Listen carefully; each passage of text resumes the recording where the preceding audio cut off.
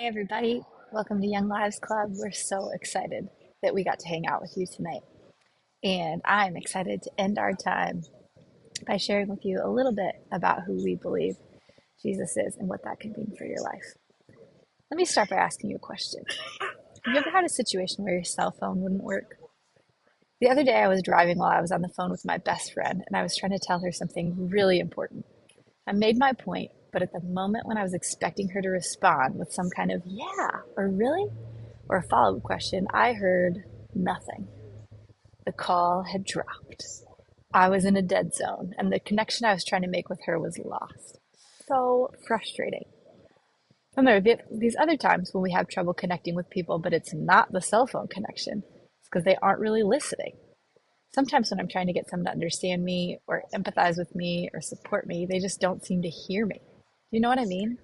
It's like trying to explain what I'm going through or make my point, but instead of, go on, I see a blank stare or I just hear silence on the other end of the phone.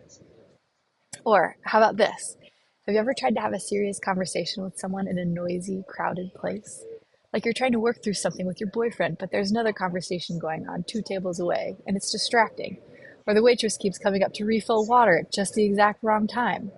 Or maybe the music is just so loud wherever you are that the person you're trying to communicate with just can't hear you unless you're shouting at the top of your lungs. There are few things more frustrating than needing to be heard, to connect with someone who cares, but not being able to because of things out of your control.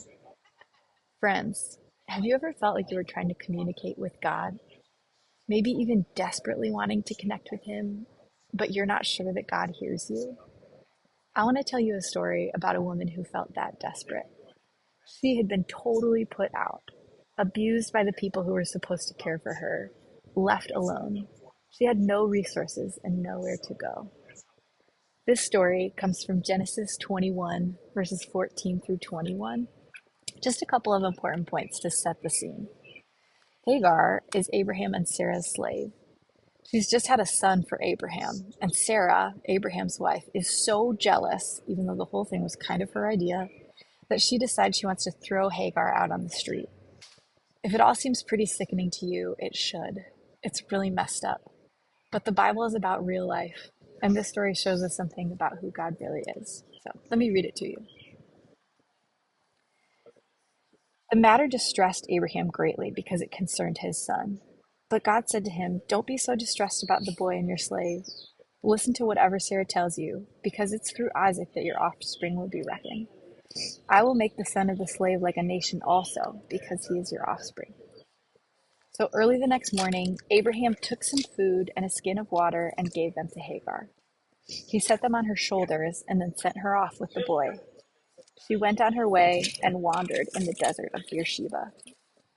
When the water in the skin was gone, she put the boy under one of the bushes.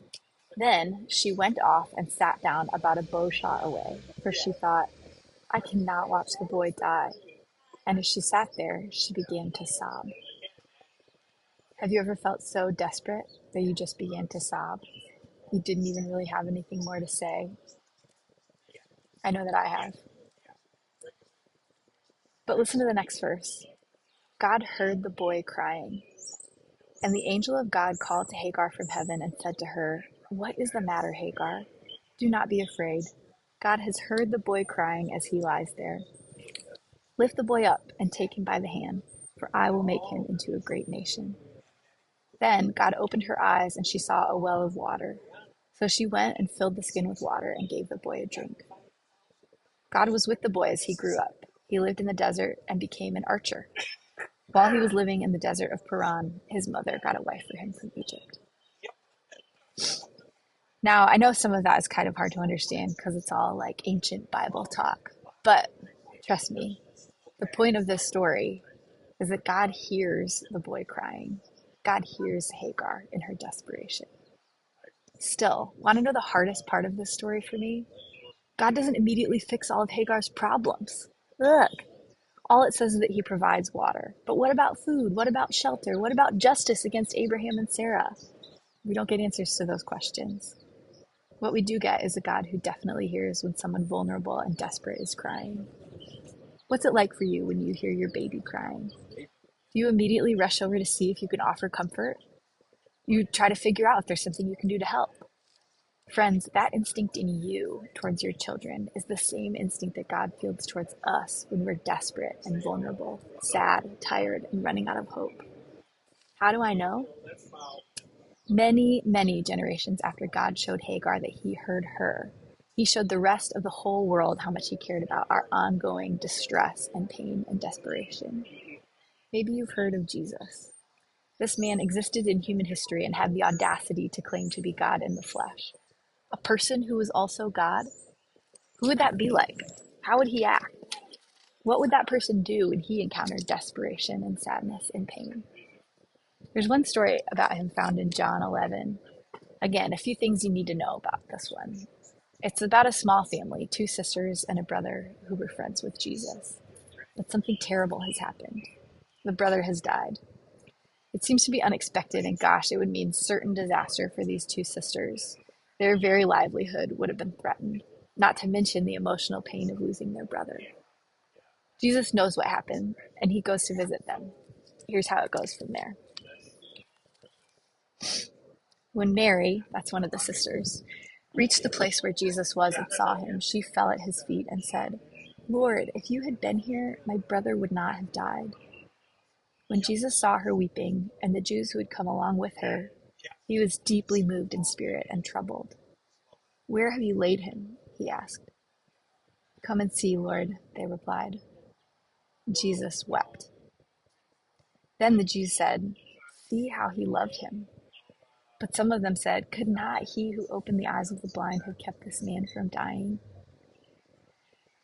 If you know how the rest of the story goes, you know that Jesus does go on to show just how powerful he is by raising Lazarus from the dead.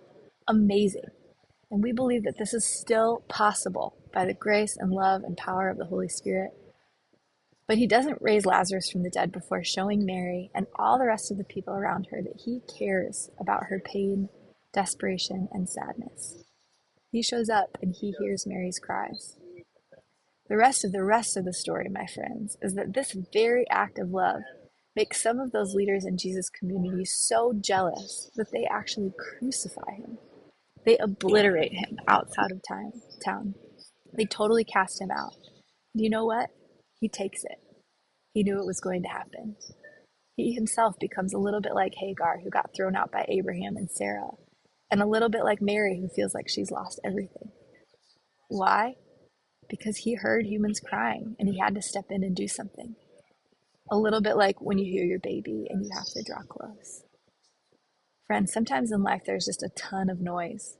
When we're talking to God, even when we're crying out to him, it feels like we have to yell and shout and wail, or sometimes we sort of disconnect from our emotions and it feels like we have a bad connection with God and with other people. It can be really hard to believe that God hears us. I hope that you can hear me right now. God does hear you. And while knowing that might not fix all of our problems, I don't fully understand why. I want to assure you that he does care. In the book of Isaiah, God says, "As a mother comforts her child, so will I comfort you." The fact that God hears you might just be the reason that you're here tonight. Because God has heard you, and he wants you to know that he really does care. I'm going to pray next, but if you'd like to talk to any of us, please reach out. One of our mentors would be more than happy to go for a walk with you and your baby, or hang around, get some boba tea. Just let us know. And know this, we love you, and we care too.